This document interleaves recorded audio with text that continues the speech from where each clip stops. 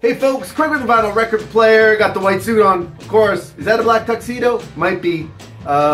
Here to do the first ever edition of a segment that's, let's say, it's heavily inspired by one of the legends of the vinyl community. Of course, speaking of Norman Maslov, the first ever episode of Whack a Soul. Please, buckle up.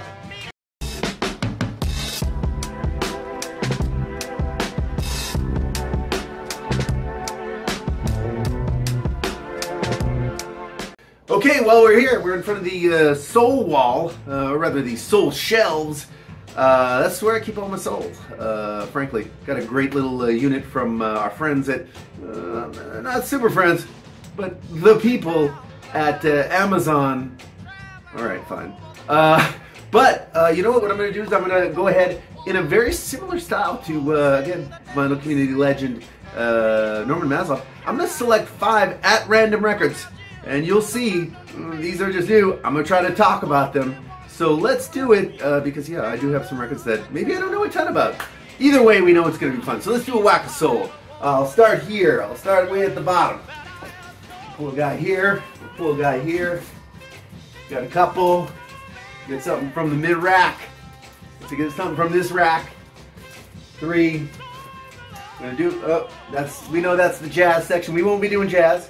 We got some randoms there, and then I will pull something. Let's see. That's all the way. Over here. Pulling this 5th record. Hey, it's the first edition. Don't expect the slickest delivery possible, believe me. So, ooh, oh boy, we got some winners on right up top. I'll put the 5 here. Let's talk about them. How about Edwin Starr? Free to Be Myself from 1975 on the Granite label. I have not heard this record a lot, but actually I need to check it out. This is the Edwin Starr post Motown. What had happened with Edwin Starr is basically he delivered obviously War and Peace, huge album for him, featuring the obviously amazing cut War. He had a little bit of success from there, but not a ton. He ended up doing the soundtrack to It's Hell Up in Harlem. Really good soundtrack. If you ever do see that in the wild, which I have, and I let it go, don't let it go. Really, really good tracks on that. Really great blaxploitation soundtrack. This, like I say, is from '75, and yeah, I have not heard a lot about it, or heard a lot from it, but good period, and it's Edwin Starr. Edwin Starr is always classic. Like I said, Eagle. We got an Eagle. We got some American Freedom on this cover right here. So again, yeah, Edwin Starr, Free to Be Myself from 1975. Still a good period for Edwin. I actually do have a couple of LPs that I'm still checking out from his disco period. So I'll report back. I'll report back. Oh, this is a good one. Good one. The Meloman, Laurence, one of the better soul channels on the soul and funk Latin. This gentleman knows great and funky music. I think he big up this the other day, actually, as a matter of fact. Got to Find a Way. Curtis Mayfield. I believe this is from 64 or 74, sorry. On the Curtum label. On the Curtum label.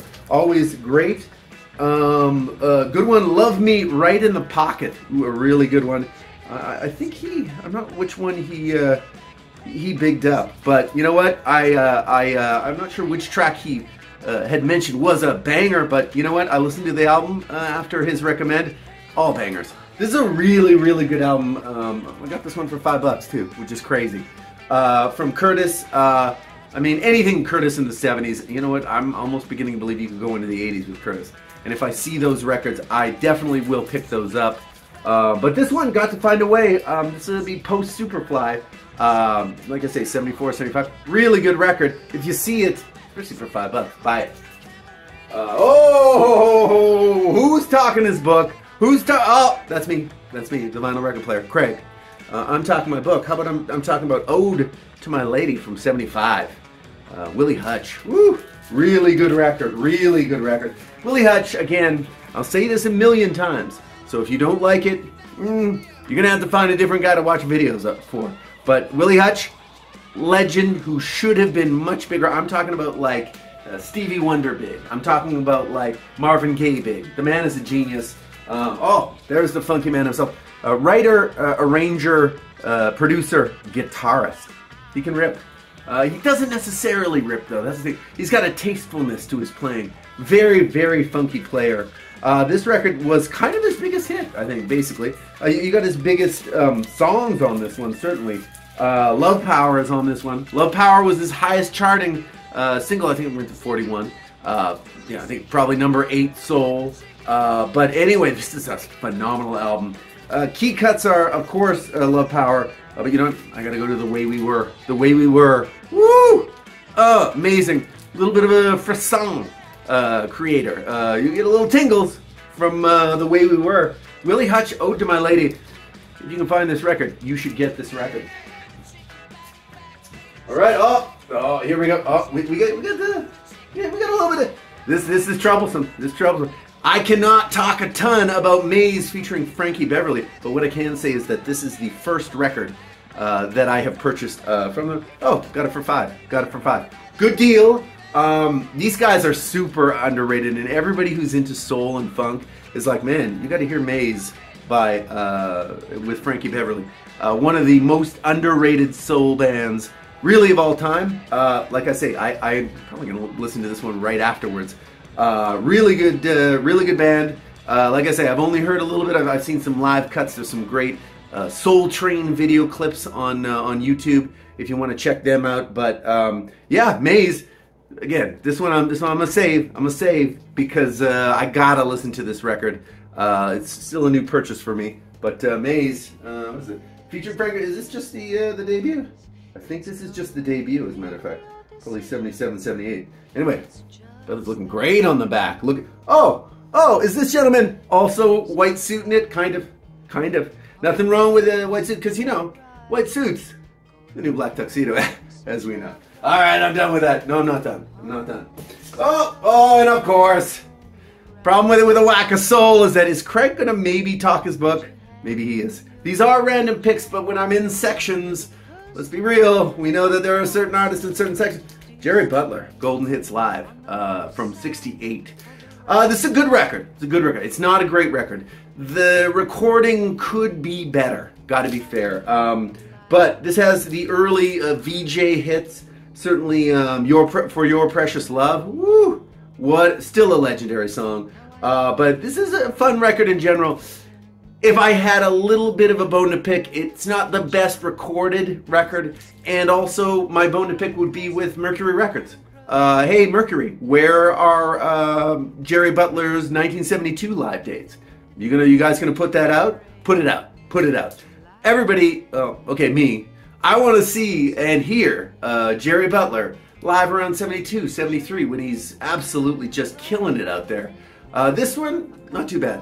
Like I say, I love me a live album, and I mean, it is the Iceman. You can never lose when it comes to the Iceman. And this is, you know, as live albums tend to do, we got I Stand Accused, He Will Break Your Heart, woo, another classic from that early Impressions period.